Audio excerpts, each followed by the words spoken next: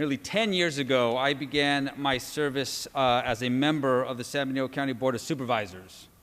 I had to deal with, at that time, a lingering economic instability that was brought on by the Great Recession. Unemployment in our county was at nearly 20%. A record number of local businesses had shut down. And housing construction, which our county we desperately needed, had pretty much come to a halt. Everyone was affected 10 years ago. But what became clear to me was that the most vulnerable members of our community were hurting the most. These were the people wondering where their next paychecks would come from, how they'd pay the rent or mortgage the next month, how they'd feed their kids, how they'd keep them safe. And to respond to that economic crisis, to help those most vulnerable, we came together as a county.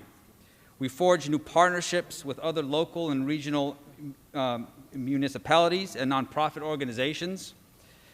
We worked with our schools and teachers, with our firefighters, with our healthcare workers, with our police and sheriff's officers, with our county employees, our small business owners. We forged partnerships in order to balance our budget, to save for the future, and to ensure that public services for the most vulnerable were protected.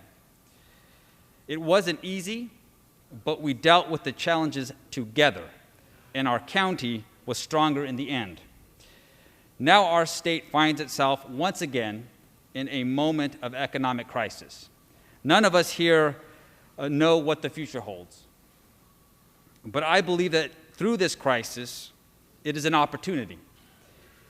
If we act wisely in this moment, if we come together, we can build a stronger state. We can build a stronger California. Our response as a state must be robust and set an example for the entire world. Furthermore, I would ask all of you here, my colleagues, and those listening to our discussion, please not to forget about our most vulnerable in this state. Many of you know my story. I was raised by a single parent, my mother, by my grandparents. They were immigrants, immigrant farm workers. And in this crisis, essential workers, we can't afford to forget about our hardworking farm workers, essential workers, who have continued to feed our country through this pandemic. Whether they are documented or undocumented, they have worked to put food on our table and on the tables of millions of Americans here in this country. We owe it to them to ensure that they have access to health care, a decent home for their family, and nutritious food to eat. And in this pandemic, it has reminded us, I know it has reminded me, of a fundamental truth, a truth that at this that as a state, as a country, we often overlook as a society. That a risk to some of us is a risk to all of us. We are only as healthy as our most vulnerable. 30 seconds. And I look forward to working with all of you to find the best path forward to protect our great state.